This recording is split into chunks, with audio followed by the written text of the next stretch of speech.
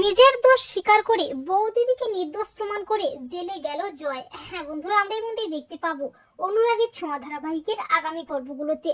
জয় গহনা চুরি করে, কিন্তু দীপা মিথ্যে চুরির দায়ে বিনা অপরাধে অ্যারেস্ট হয়। দীপাকে পুলিশ অ্যারেস্ট করে থানায় নিয়ে যায়। সূর্য বারবার থানায় গিয়ে বলে দীপা নির্দোষ, ও চুরি করতে পারে না, ওকে কেউ ফাঁসিয়েছে। কিন্তু পুলিশ সূর্যের কোনো কথাই শুনতে চায় না। সাক্ষ্য দিয়ে বলে মিসেস সেনগুপ্তের মতো মানুষ কোনোদিন চুরি করতেই পারে না, কিন্তু পুলিশ কোনো কথাই শুনতে চায় না। তখন জয় শেষ মুহূর্তে থানায় গিয়ে পুলিশের কাছে নিজের দোষ স্বীকার করে বলে, অফিসার, নেকলেসটা আমি চুরি করেছি। আমার বউ দিদি মানে দীপা সেনগুপ্ত নির্দোষ, উনি কোনো অন্যায় করেননি। আমি পুলিশের হাত থেকে নিজেকে বাঁচাতে বাধ্য হয়ে বউ দিদির ব্যাগের মধ্যে নেকলেসটা ঢুকিয়ে দিয়েছিলাম। জয়ের কথা শুনে চমকে যায় সবাই। জয় দীপার কাছে হাত জোর করে ক্ষমা চায়।